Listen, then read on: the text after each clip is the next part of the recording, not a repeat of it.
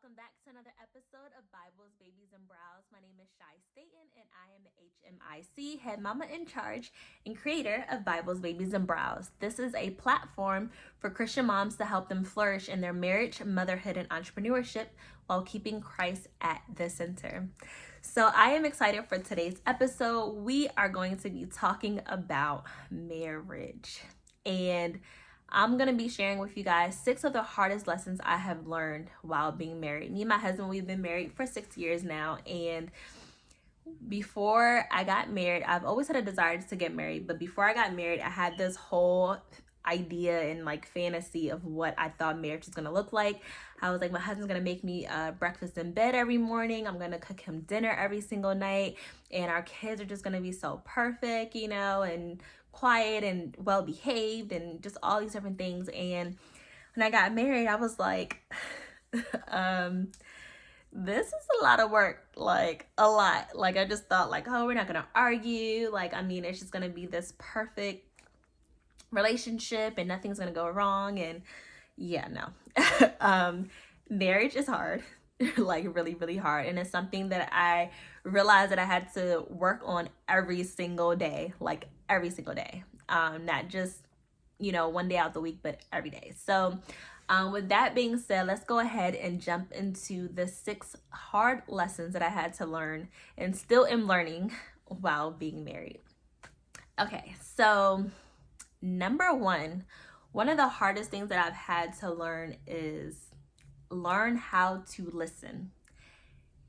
And I'm not just talking about, okay, you and your husband are having conversation and you're hearing every word he's saying, but learn how to listen, not just to respond, but to actually hear what it is your spouse is saying and try and understand where they're coming from. And I know for me, when we would get into our arguments or disagreements and stuff, I was listening, but I wasn't really listening. I was hearing him, but I wasn't listening. I already had my mind made up.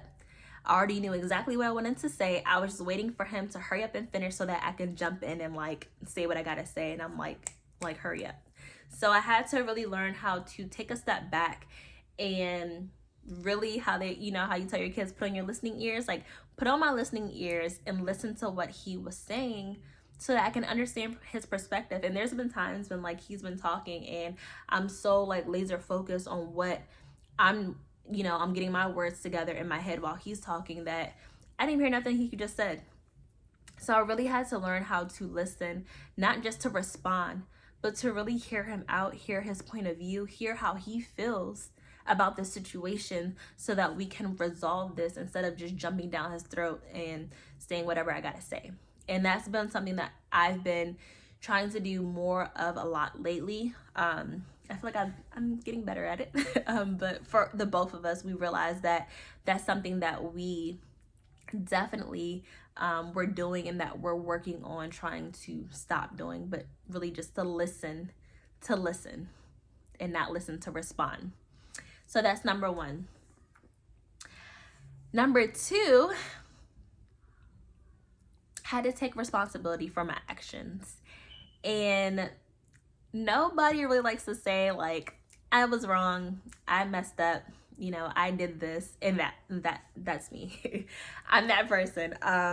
Especially when it comes to my husband, I always I just want to be right about everything. And so I had to learn how to say, okay, I messed up, babe. I made a mistake. I was wrong. I did this. I didn't do that. I had to own up to what it is that I was doing. I had to take responsibility. I couldn't blame him for every argument we were having, for every bad situation we were in. I couldn't blame him for every single thing because we both played a role in that. And it was up to me to take responsibility and see what it is that I was doing so that the next time a situation or something occurs, I'm not repeating those same mistakes over and over again. Whether it's something as small as, I don't know, something small or something big. Something small can turn into something big if you don't take responsibility for it, but just owning up to things that I'm doing and not putting all the blame on him. Number 3 It's something that I feel like I was trying to do really early on in our marriage, and I know that my husband has said something to me and I didn't even realize that I was trying to do it. And I kind of got like defensive when he was like saying something to me, because I'm just like, oh my gosh, but I had to realize and accept that I can't change my spouse. It's like when you're engaged or when you're dating, those little things that you're like, oh, that's so cute, like our differences. When you get married, it's like those things are annoying. And so the things that I used to like, oh my gosh, like I loved about him when we were dating, they kind of like magnified once we got married. And I started to notice them even more because we're with each other every day. I see him every day. We live together, and it's like those little things just like, that needs to change. You need to stop doing that. You need to do this. You need to, and it's like, I had to realize that I can't change him, and instead of praying all the time, God, change my husband, make him this, do this for him, change his heart, all these different things, whatever. I had to say, God, change me instead. And I pray that the change that you make in me, that he would see it and that he would begin to change. I couldn't put all the blame on him and saying that he was the only one that needed to change. And I think that a lot of times that when we're unhappy in our marriage or when we're going through certain issues, we think that it's up to our spouse to be our superhero and to make everything okay. But a lot of times it's like we're not okay within ourselves. We need to change some things within ourselves so that our marriage will be better. It's not always our spouse. It's not always their responsibility to do everything. So I had to change my prayer to God, change him to change me. And honestly, as I was praying that, I honestly began to see some changes in him, so definitely I had to realize that you can't change your spouse. I mean, you can't change anybody. That's up to God, and pray. If there's certain things that your spouse is doing that is, hurting you, of course, communicate with them, but take it to God as well. Take it to God and ask God to give you direction, ask him to give you discernment, ask him how to deal with that situation, or when that happens, what to do or what to say. God will lead you and God will guide you, but know that you can't change your spouse. You can't force them to change if they don't want to. And sometimes, you just communicating with them, maybe they don't even know that they're doing something that's hurting you until you say something. So that's number 3. Number 4, I had to realize that marriage is something you have to work on every single day. Not just one day a week, not just a couple of days of the month, but every single day. It is hard work. It is not for the faint at heart.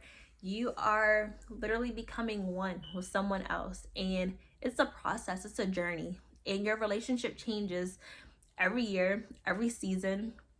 Our relationship is different than it was when we from when we were engaged to when we first got married to how we're married now. When we first got married, we didn't have any kids. Now I'm about to have our 5th child, so it changes, and the same things that worked before in our marriage don't work now.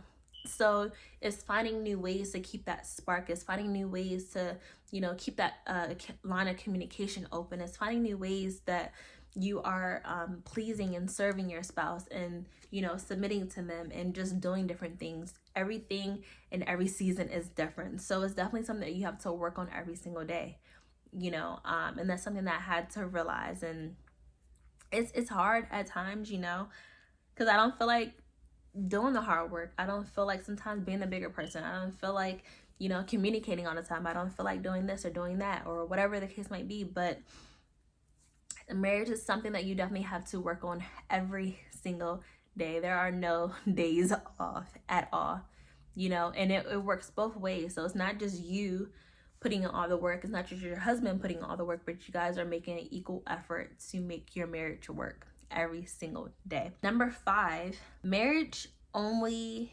amplifies your insecurities and your flaws.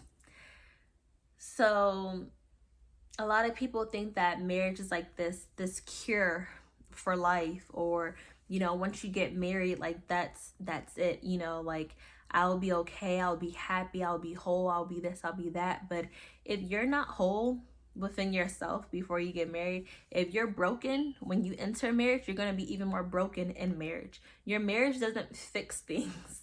It doesn't fix your insecurities. It doesn't fix your flaws. It only amplifies it. And so I noticed that, like, I was insecure within myself about certain things. And when I got married, it only amplified those things. It didn't change it. Just because I had a husband didn't mean that I stopped being insecure about certain things about my body or about myself or whatever the case might be. It only amplified those things. It didn't change it. It didn't take it away.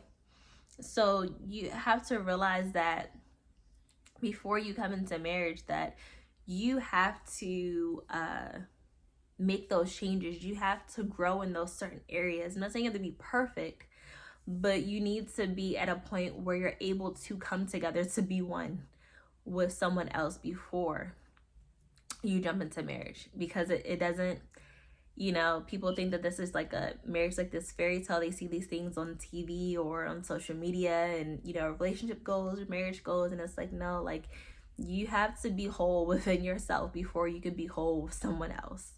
So it definitely, marriage definitely only magnifies those insecurities and flaws that you might have. It does not change it. And I had to learn that the hard way. Like, I'm like, oh, I won't be insecure. Oh, I won't be this. It's like, yeah, no, you will. You will. And then number 6 is learn how to compromise. And you have to be flexible in your marriage. It can't be all about you. It can't be your way or no way. You have to be flexible and compromise with your spouse. You know, you have to meet them halfway. They can't do all the work, and it can't just be all about you and what you want.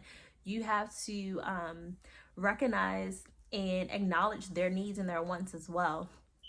And so if you're not flexible, not willing to change certain things or do certain things, your marriage is not going to work. It's going to be really stagnant and really hard to communicate about certain things because you're too stubborn in your own ways. So I had to really learn how to compromise with my husband about certain things and know that he loves me and all, but it's not all about me. And at the same time, it's not all about him. So we have to meet each other halfway so that our marriage will work. So I hope these 6 lessons of marriage were helpful for you. If you guys have any other lessons that you have learned in marriage, you guys can link comment down below. I would love to hear what you have to say, what you've been learning in your marriage, whether you are newly married or you've been married for 20 years. I would love to hear from you. Don't forget to subscribe so that you guys can be notified. I post new videos every Tuesday at 6 o'clock.